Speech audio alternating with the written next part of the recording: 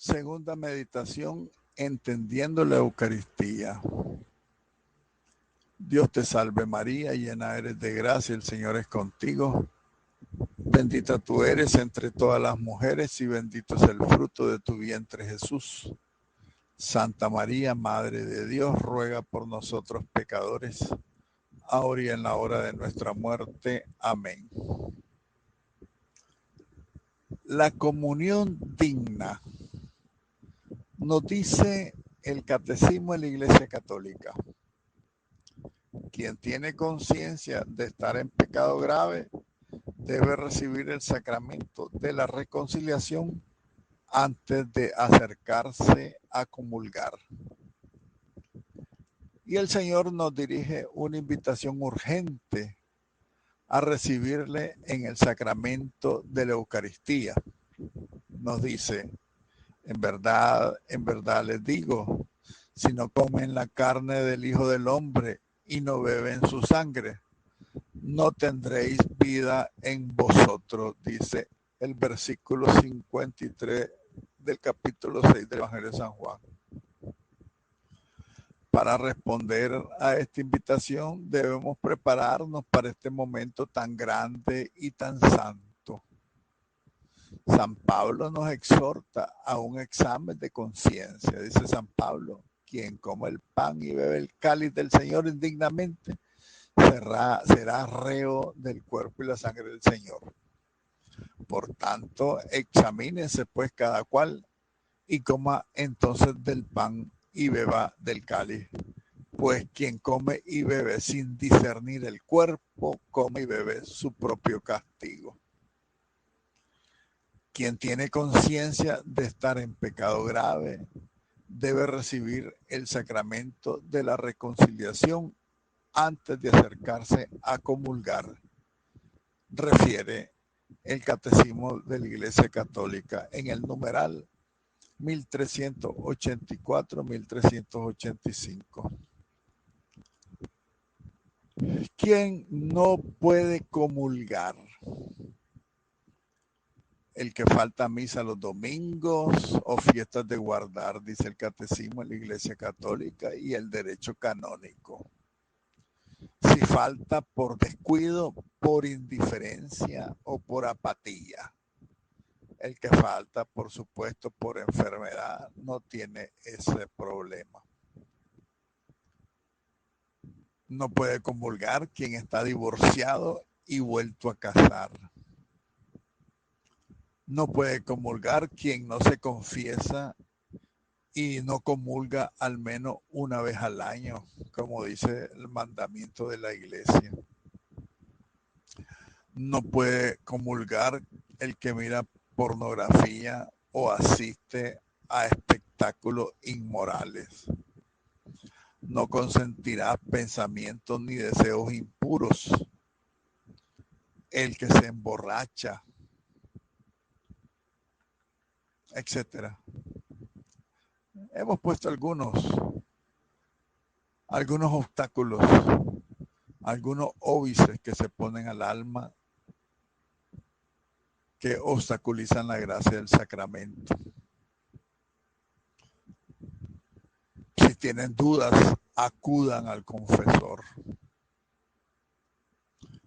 El ayuno eucarístico. Para prepararse convenientemente a recibir este sacramento, los fieles deben observar el ayuno prescrito por la Iglesia, que lo señala el Catecismo y el derecho canónico. Dice que quienes vayan a recibir la Sagrada Eucaristía han de abstenerse de tomar cualquier alimento y bebida al menos desde una hora antes de la Sagrada Comunión, a excepción solo de agua y de las medicinas, por supuesto, en los enfermos. Por lo tanto, no obliga a los enfermos o a las personas de edad avanzada. No necesitan el ayuno eucarístico. Veamos otro tema: la presencia de Jesús en el sagrario. Jesús ha cumplido su promesa que nos dijo: no los dejaré solos, no los dejaré huérfanos, estaré con ustedes todos los días hasta el fin del mundo. También en cumplimiento de la profecía de Isaías, la Virgen dará a luz un hijo a quien pondrán por nombre Emmanuel, que significa el Dios con nosotros. Jesucristo nos dejó su sacrificio de la cruz a través de la Santa Misa. Dejó ese alimento que es su cuerpo, el cual nos hace fuertes para poder hacer el bien, siendo así hijos del Padre Eterno, porque hacemos su voluntad. Y se queda en el sagrario para estar disponible para nosotros. Él se quedó por nosotros en el sagrario.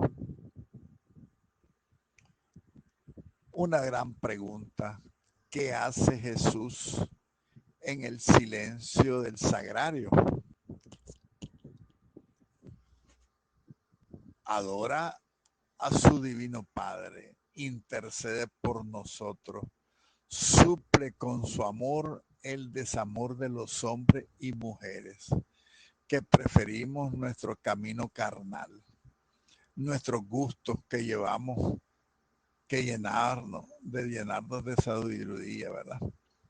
Preferimos nuestros gustos antes de llenarnos de sabiduría en el sagrario,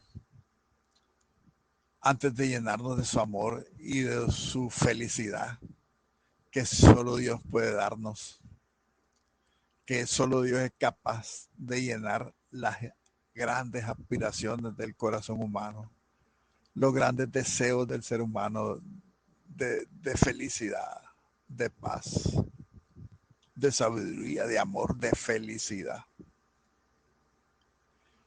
En el silencio de la Eucaristía, Jesús ama a los hombres.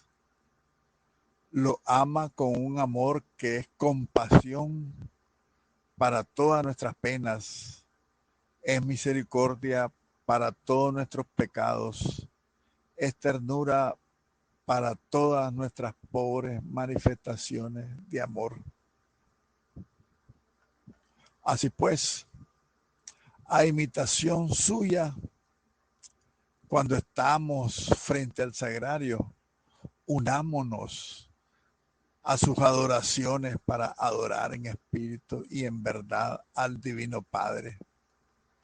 Y busquemos aquí el consuelo de nuestras penas, el perdón de nuestras culpas y esa ternura del corazón tierno de Jesucristo, que saciará la sed infinita de amor que atormenta al pobre corazón humano. Qué importante es para la vida de una persona que desea encontrarse con Cristo vivo y seguirlo. Qué importantes los momentos de oración, de diálogo ante el sagrario.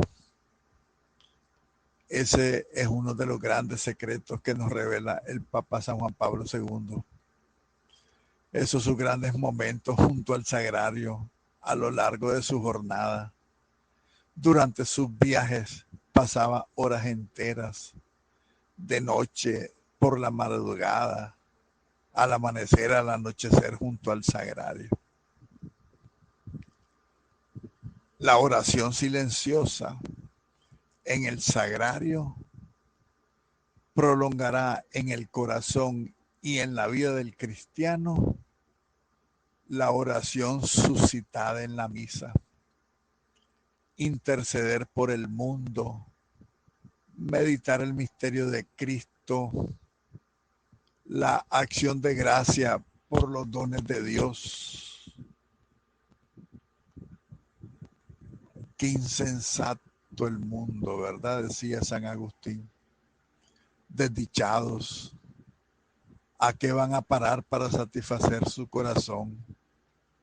Vengan a Jesús, decía San Agustín, que Él solo puede darles el contento que buscan. Alma mía, no seas tú tan insensata, busca solo a Dios.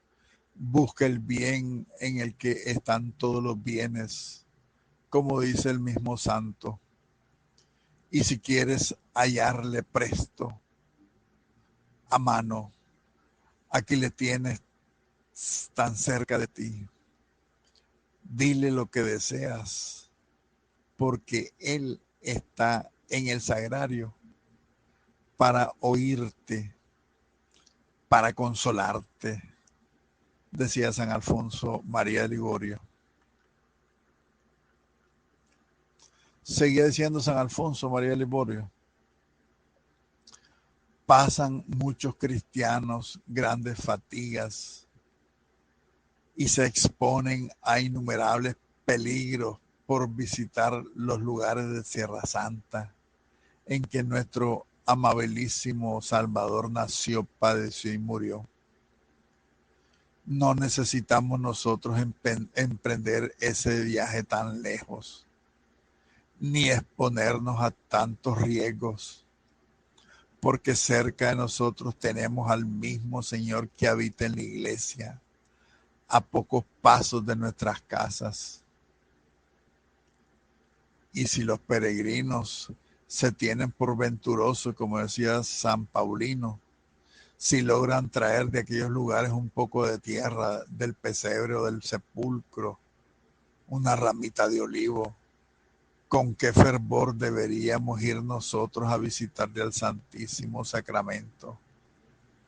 Porque ahí no están ni la tierra ni los trozos del olivo, del huerto de los olivos, sino que ahí está el mismo Cristo en persona, sin ser necesario para encontrarle pasar tantos trabajos y peligros de coger un viaje, un avión a Tierra Santa.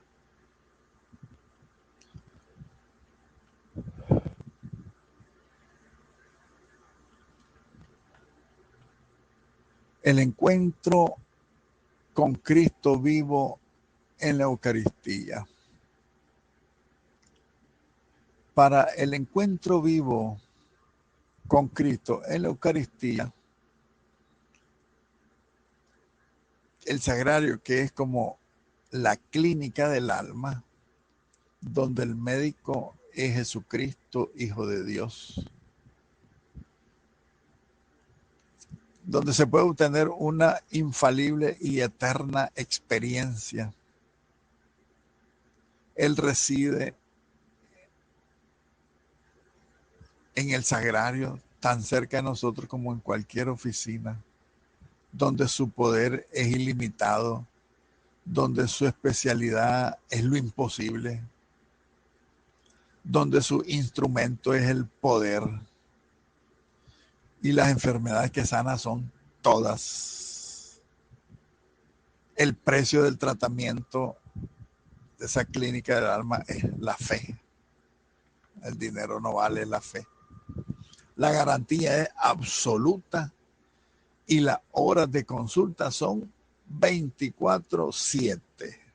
24 horas al día, 7 días a la semana, para tener un encuentro con Cristo vivo en la Eucaristía. Ya nos hemos asomado a este gran misterio. Jesús subió al cielo a la derecha del Padre, pero quiso quedarse también cerca de nosotros. Y como Él es Dios y todo lo puede, no solo nos dejó un recuerdo o una pintura, sino que se quedó Él mismo en persona, el Cristo vivo, glorioso, ese Cristo muerto y resucitado.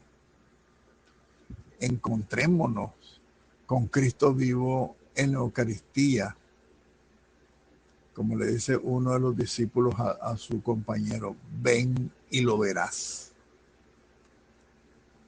Cómo ama con todo el corazón, lleno de vida divina, da sin pedirte nada a cambio, no te pide nada, solo quiere hacerte feliz.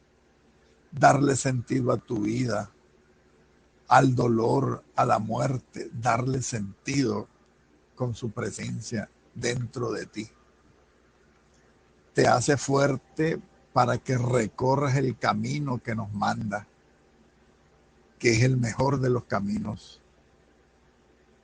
Porque, porque peores son las esclavitudes del pecado, la soberbia, el egoísmo, el alcoholismo, la prostitución, la perversidad, la ambición.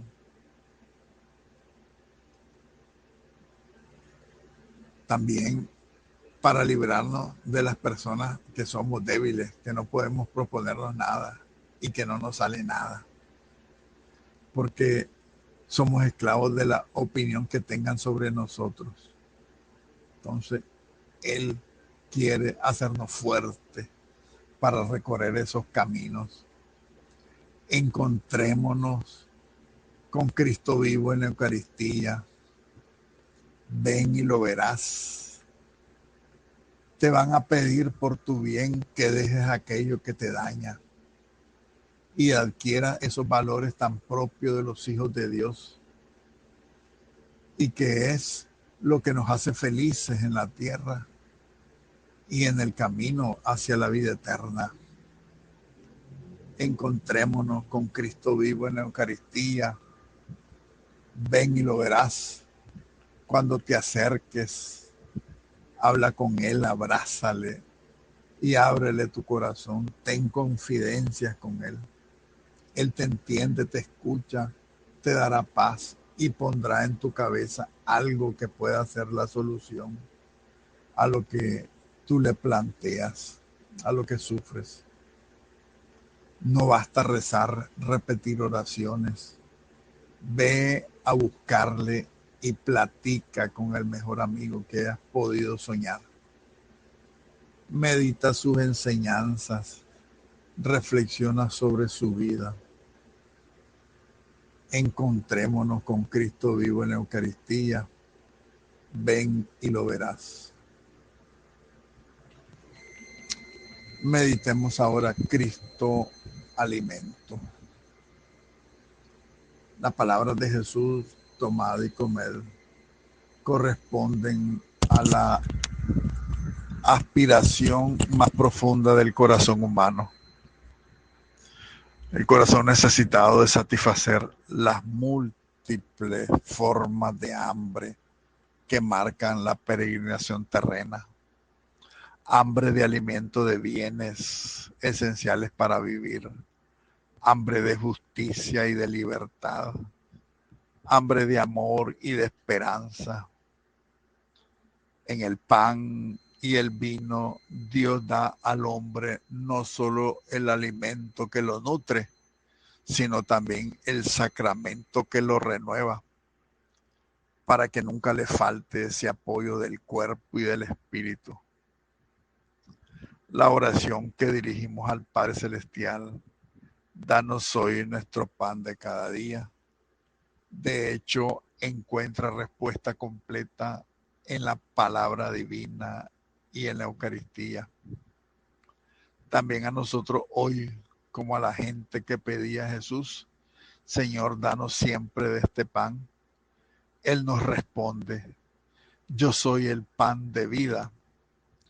El que viene a mí no tendrá hambre, y el que crea en mí no tendrá más sed, decía San Juan en el mismo capítulo 6 de su Evangelio.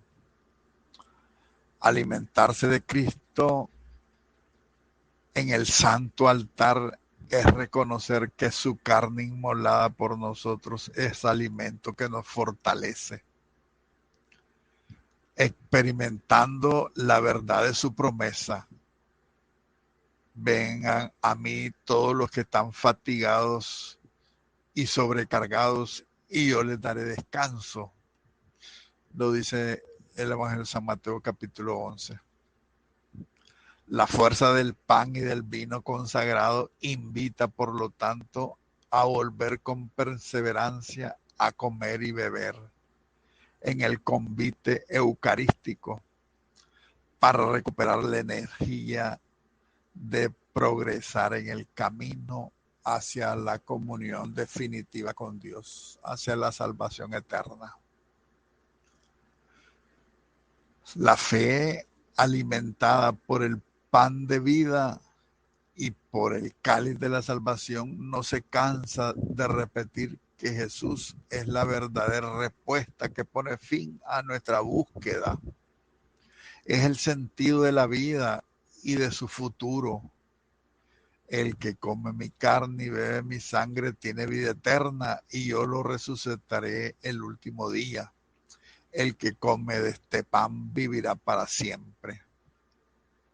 Sobre todo en los momentos en los cuales el sufrimiento exige una respuesta de amor. En esos momentos debemos fijarnos que las palabras de Cristo, tomad y comed, se dirigen propiamente a Él.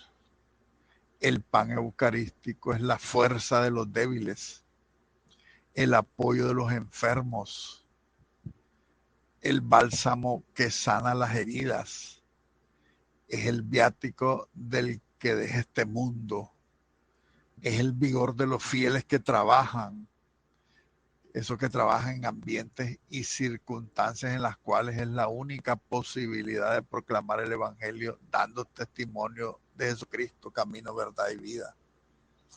Comer el pan de vida tiene como fin hacer visible aquello por lo cual verdaderamente vale la pena vivir. El domingo, día del Señor. El domingo es un día de crecimiento humano y espiritual. El Papa San Juan Pablo II escribió una carta apostólica titulada Dies Domini, en latín, que significa el día del Señor. Se la recomiendo, léanla para conocer a profundidad que el domingo, día del Señor, es un día de crecimiento, de dignidad humana y de crecimiento y de dignidad espiritual. En esa carta, Dies Domini, San Juan Pablo II nos dice que nos explica la importancia que tiene el domingo para la vida de las personas. Y nos da, aquí proponemos más bien algunas ideas centrales de ese documento del Papa San Juan Pablo II. En este mundo que ya el domingo ha cambiado su sentido, domingo de diversión, de licor, de comercio, de violencia incluso a veces. Ideas centrales entonces de la Dies Domini de San Juan Pablo II, el Día del Señor.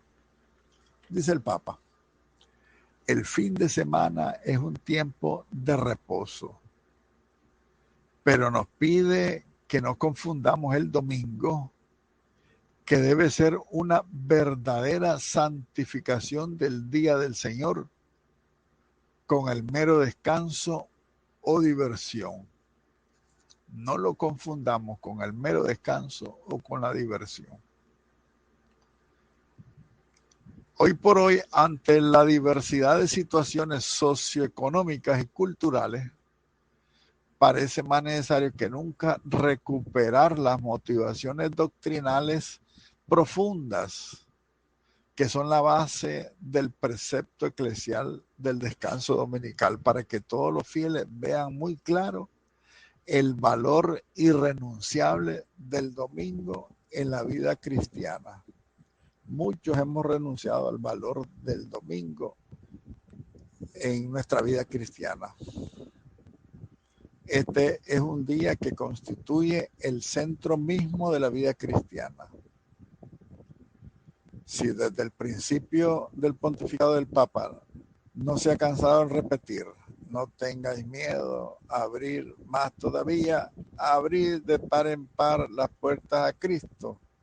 En esta misma línea, el Papa invita hoy a todos con fuerza a descubrir de nuevo el domingo No tengan miedo de dar vuestro tiempo a Cristo, dar el domingo a Cristo.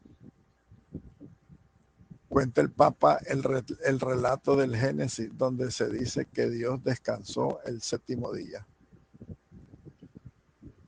En sus Dies Domini, el Papa habla de otro día, Dies Ecclesia, el día de la iglesia.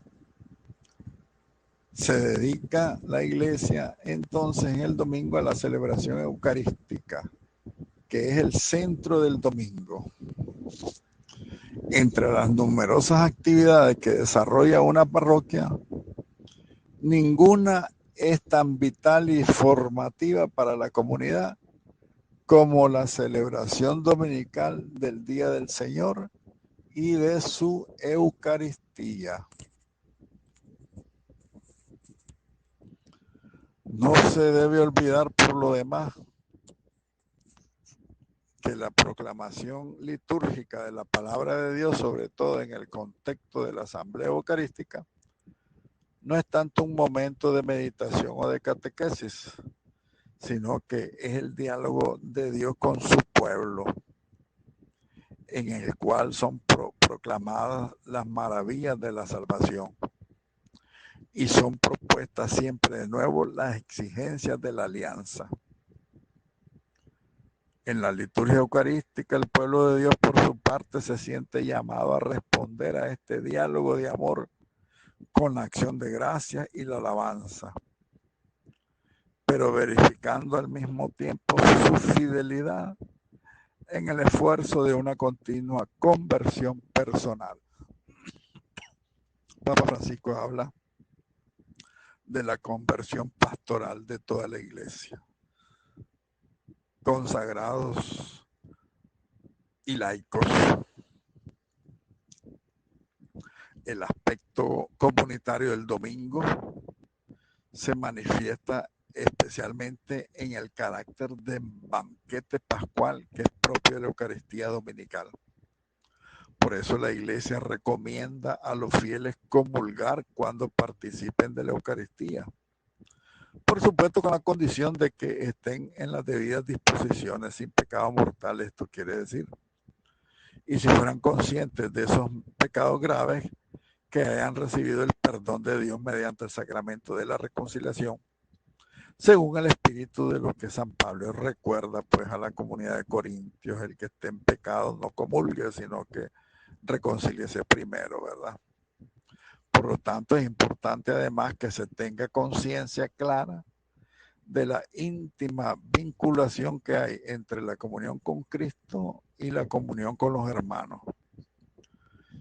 La asamblea dominical, por lo tanto, es un acontecimiento de fraternidad.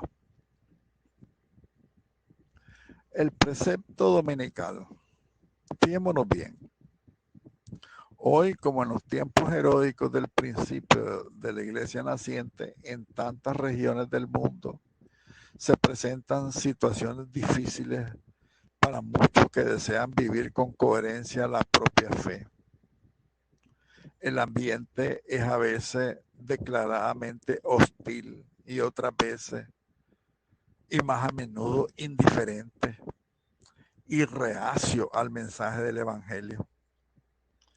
En esta situación, el creyente, si no quiere verse avasallado por este ambiente mundano, ha de poder contar con el apoyo de la comunidad cristiana y de la iglesia.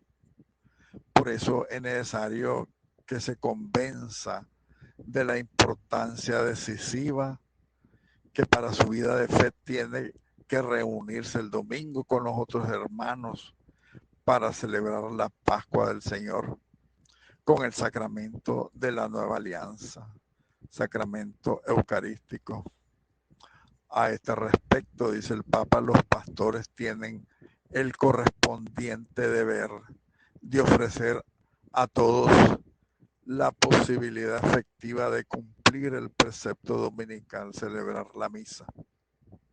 De ahí explicaba el Papa también que la Iglesia facilite la participación en la misa dominical desde el sábado por la tarde para los que no puedan hacerla los domingos, ¿verdad? Desde las vísperas, el sábado a caer la noche. En el capítulo 4 de su carta apostólica Dies Domini, decía el Papa que hace un llamado a celebrar el Día del Hombre. Acuérdense que Jesús le dice a los fariseos, el sábado se hizo para el hombre, no el hombre para el sábado. Entonces, el Día del Hombre tiene que ser el día domingo. Y esto subraya que el domingo es el día de alegría, de descanso, de solidaridad, de atención al ser humano, a la persona humana, a la familia, al que sufre, al necesitado. Además, que dado que el descanso mismo, para que ese descanso mismo no sea vacío, ¿verdad? No sea aburrido, ese descanso debe comportar algún tipo de enriquecimiento espiritual, mayor libertad, posibilidad de contemplación, posibilidad de comunión fraterna. Los fieles han de elegir entre los medios de la cultura y la diversión que la sociedad le ofrece, escoger los que estén más acuerdos o más acordes con una vida conforme a los preceptos del Evangelio, ¿verdad? No ver actos culturales o diversiones impuras, por ejemplo, sino que si son culturales, muy bien, porque alimentan la cultura del pueblo, alimentan el alma. Lo cultural alimenta también el alma. El domingo debe ofrecer también a los fieles la ocasión de dedicarse a las actividades de misericordia, las actividades de caridad y de apostolado. De hecho, desde los tiempos apostólicos, la reunión dominical fue para los cristianos un momento para compartir fraternalmente con los más pobres, dice la historia del cristianismo. El cristiano ha de reconocer que no se puede ser feliz solo y buscar a las personas que necesitan su solidaridad para que su felicidad la comparta con los que más sufren. Un último capítulo de esta hermosa carta del Dies Domini del Papa San Juan Pablo II, en este último capítulo donde el Papa habla del domingo como el día de los días. Ese domingo brota de la resurrección y atraviesa el tiempo como una flecha que penetra los siglos, orientándolos hacia la segunda venida de Cristo. Ese es el gran sentido del domingo, la espera de la parucía del Señor. Nos orienta como una flecha y es disparada en el tiempo para esperar la segunda venida de Cristo. Hermosa la reflexión del Papa San Juan Pablo II. Por lo tanto, el documento del Papa concluye con una exhortación a vivir en plenitud el domingo. Decía él, considerando globalmente sus significados y sus implicaciones, es como una síntesis de la vida cristiana y una condición para vivirla bien. Se comprende pues el domingo porque la observancia del Día del Señor significa tanto para la Iglesia y sea una verdadera y precisa obligación dentro de la disciplina de la Iglesia. Sin embargo, esta observancia, antes que un precepto, debe sentirse como una exigencia inscrita profundamente en la existencia cristiana. El Papa concluye queriendo decir lo siguiente: ir al domingo a observar el Día del Señor, más que una exigencia, debe ser una respuesta a tanto amor que Dios nos ha tenido y saber que en el domingo el Señor nos espera a todos para derramar su gracia, para seguir siendo verdaderos cristianos en este mundo que necesita la manifestación de los hijos de Dios. Gloria al Padre y al Hijo y al Espíritu Santo, como era en el principio, ahora y siempre, por los siglos de los siglos. Amén.